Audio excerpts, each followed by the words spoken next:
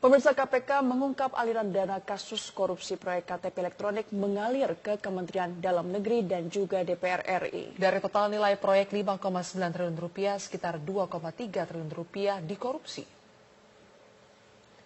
Berdasarkan fakta persidangan di Pengadilan Tipikor Jakarta, tersangka Setia Novanto dan Andi Narogong diduga menerima aliran dana proyek KTP elektronik sebesar 574 miliar rupiah atau sekitar 11% dari total nilai proyek.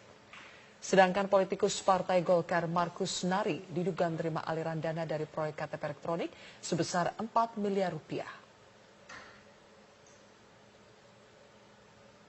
Sementara itu, mantan Dirjen Dukcapil Kemendagri Irman yang sudah disidangkan diduga menerima aliran dana 2,9 triliun rupiah. Maksud kami 2,9 miliar rupiah. Dan anak buah Irman yang merupakan direktur di Direktorat Jenderal Dukcapil Sugiharto diduga menerima aliran dana sekitar 460 juta rupiah. KPK memperkirakan kerugian negara proyek IKTP bernilai 5,9 triliun rupiah ini mencapai 2,3 triliun rupiah.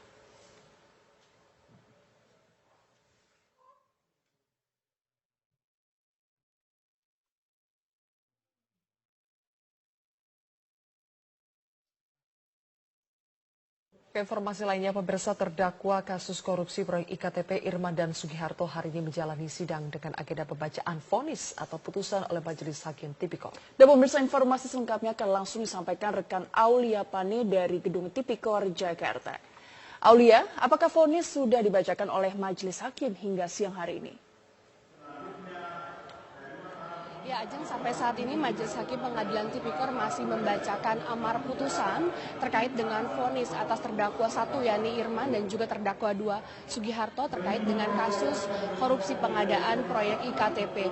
Memang sampai saat ini ataupun sidang tadi sudah dimulai pada pukul 10.30 dan kedua terdakwa yakni Irman dan juga Sugiharto tadi menyebut sebelum persidangan ini sudah siap untuk mendengarkan vonis dari Majelis Hakim. Dan sebelumnya kedua terdakwa yakni Irman dan Sugiharto, Irman yang merupakan mantan Dirjen Dukcapil Kementerian Dalam Negeri ini sebelumnya dituntut oleh Jaksa Penuntut Umum KPK selama 7 tahun penjara dan juga denda sebesar 500 juta rupiah, subsidiar 6 bulan kurungan. Sementara itu untuk terdakwa 2 yakni Sugiharto ini merupakan anak buah dari Irman, dituntut selama 5 tahun penjara dan juga denda sebesar 400 juta rupiah, subsidiar 6 bulan kurungan.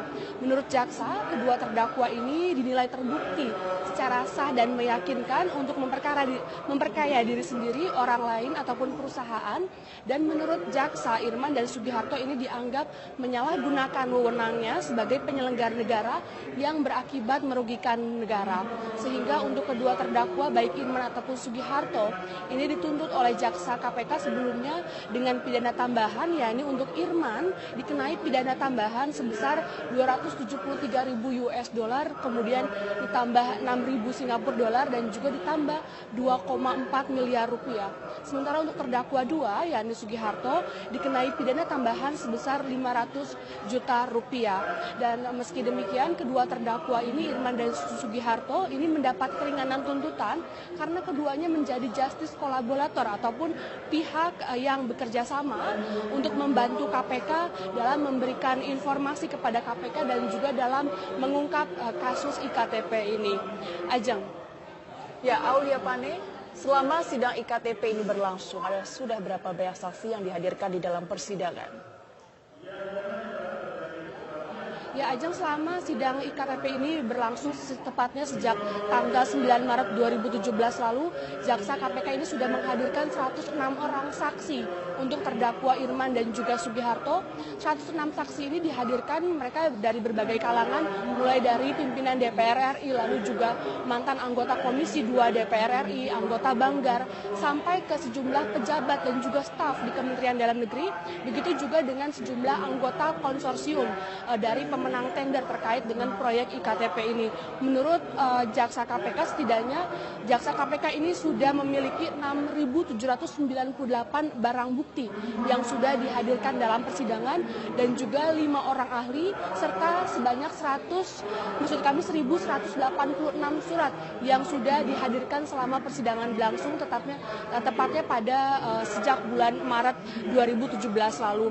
Memang dalam berkas tuntutan, jika kita mengacu kepada tuntutan dari terdakwa Irman dan Sugiharto, ini kedua terdakwa disebut secara bersama-sama dengan Ketua DPR Setia Novanto, kemudian juga Andi Narogong, kemudian juga mantan Sekretaris Jenderal di Kemendagri Dia Anggraini dan juga Derajat Wisnu, serta Direktur PNRI Isnu Edwijaya ini terlibat dalam pelaksanaan proyek senilai 5,9 triliun ini.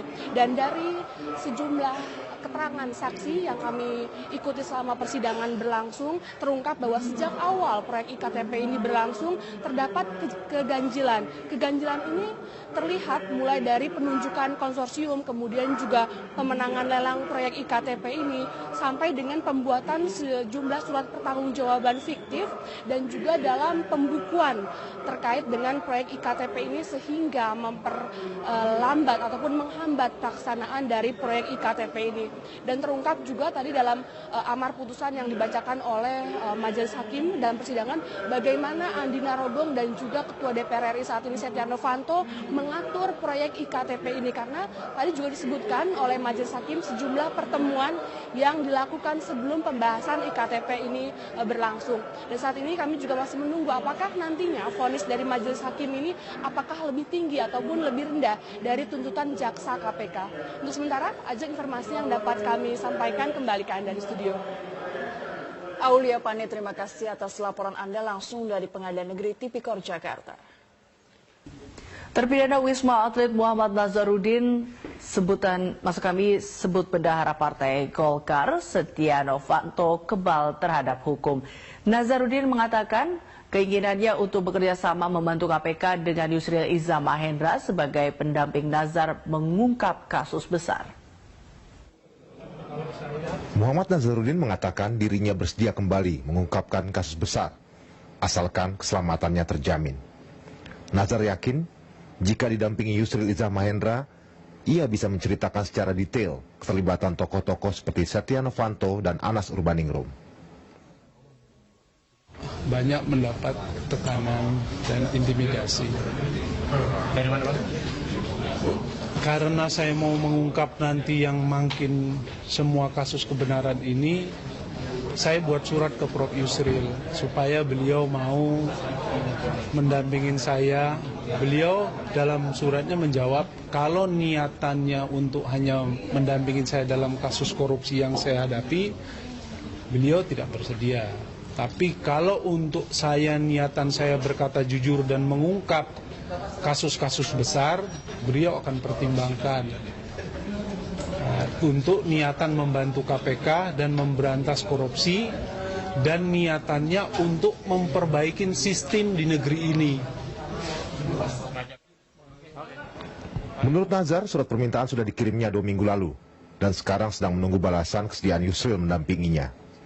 Untuk Setia Novanto, Nazar mengatakan ia banyak terlibat dalam proyek besar, namun tidak tersentuh hukum sampai saat ini. Jadi begini, Novanto ini saya yakin nggak akan berani.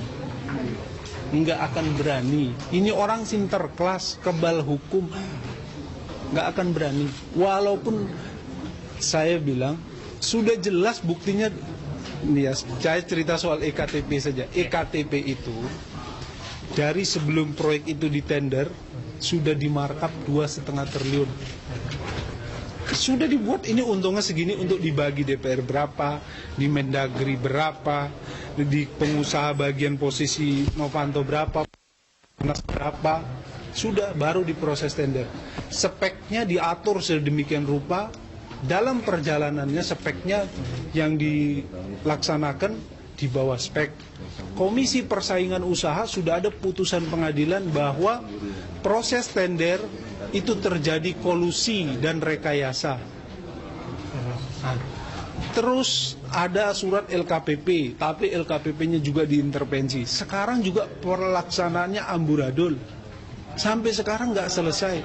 Terus uang yang dibagi-bagi juga sudah banyak. Tidak ada kan? Apa? Muhammad Nazarudin kembali muncul ke publik untuk menjadi saksi dalam kasus Hambalang dengan terdakwa Deddy Kusdinar. Nyanyian Nazar tidak bisa dianggap enteng. Saat pertama kali muncul di hadapan publik, Nazar berulang kali menyebutkan nama Anas Urbaningrum dan Andi Alfian Malarangeng sebagai orang-orang di balik kasus Hambalang. Nyanyian Nazar kemudian terbukti. Setidaknya baik Andi Alfian maupun Anas sudah menjadi tersangka, bahkan ditahan. Kali ini Setia Novanto menjadi nama baru yang disebutkan Nazar. Bagaimana kelanjutan nyanyian Nazar? Mau tidak mau kita harus menunggu kesediaan Yusril Iza Mahendra untuk menjadi pendamping Nazar. Karena Nazar harus merasa aman dulu, baru bisa menyanyi lagi. Tim Liputan, Berita 1.